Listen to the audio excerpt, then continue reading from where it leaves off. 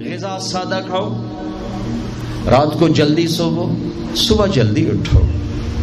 میں پوری دنیا پہ ابھی افریقہ کے 8 ملک پسماندہ 5 بجے کے بعد بازار بند ہوتے ہیں، یہاں رات 9 بجے شاپنگ کے لیے نکلتے ہیں۔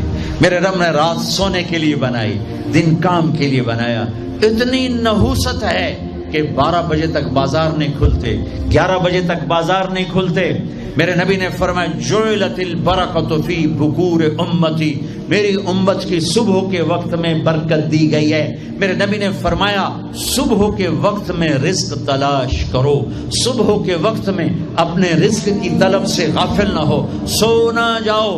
اب سارا تاجر صبح سوتا ہے، ساری منڈیاں، سارے بازار رات 11 بجے تک کھلے ہوئے ہیں، بچوں سے دور، بیویوں سے دور۔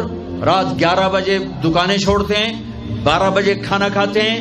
بچے یا سو چکے ہیں یا اپنے ٹی وی پر مشغول ہیں، یہ 12 بجے کھانا کھا کے ہی سوتا ہے۔ سارا کھانا پیٹ میں زہر بنتا ہے، پھر پیٹ پھول پھول کے باہر، پھر جناب شیخ صاحب ٹردے جا رہے ہیں، آپ سجے پاسے تھے، پیٹ کھبے پاسے، اور پھر ڈاکٹروں کی چاندی، کسی کو بلڈ پریشر، کسی کو شوگر، کسی کو ہارٹ، کسی کو کچھ۔ یہ سب فطرت کی زندگی کو چیلنج کرنے کا، یہ ساری لوڈ شیڈنگ اللہ کی قسم ختم ہو جائے گی۔ شام مغرب پہ بازار بند کرو، صبح اٹھو، سارا یورپ، سارا امریکہ، سارا چائنا، سارا افریقہ میں جہاں پھر کر آیا ہوں، 5 بجے بازار بند ہیں، 9 بجے سناٹا ہوتا ہے، ہو کا عالم ہوتا ہے۔ تمہارے 9 بجے لبرٹی سے گزرا نہیں جاتا ہے۔ کیا ظلم و ستم ہے، نہ دین جانتے ہو نہ دنیا جانتے ہو، نہ تم دین کے واقف ہو نہ دنیا کے واقف ہو، دنیا سے بھی جاہل ہو، دین سے بھی جاہل ہو، دنیا کا بھی ظلم کر رہے ہو، دین کا بھی ظلم کر رہے ہو۔ لا ثمرۃ بعد العشاء، میرے نبی نے فرمایا عشاء کے بعد کوئی مجلس نہیں ہے، سو جاؤ۔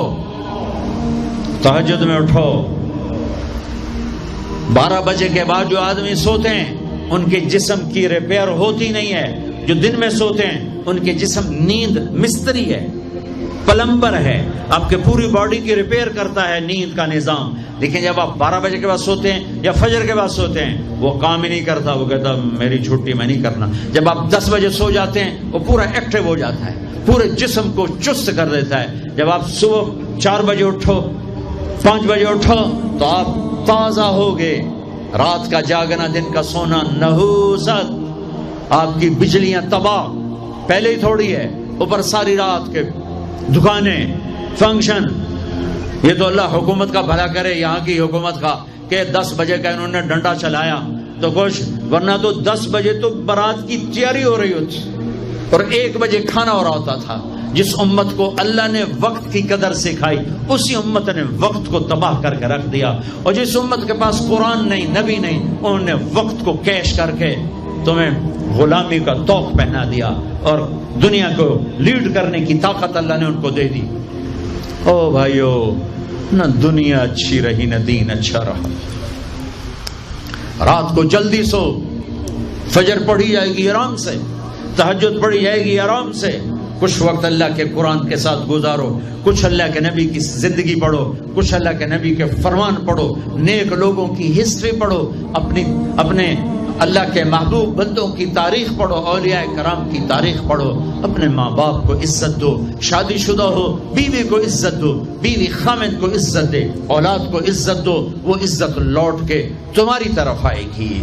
یہ میرے نبی ایک پوری زندگی لے کر آئے، دنیا کا بھی بتایا، آخرت کا بھی بتایا، علاج بھی بتا گئے، کھانا بھی بتا گئے، زندگی بھی بتا گئے۔ اے میرے عزیزو، ایک خوبصورت زندگی ہے جس کو سیکھنے کی محنت ہو رہی ہے۔ یہ تبلیغ کا کام، اس کو سیکھنے کی ایک اچھی خوبصورت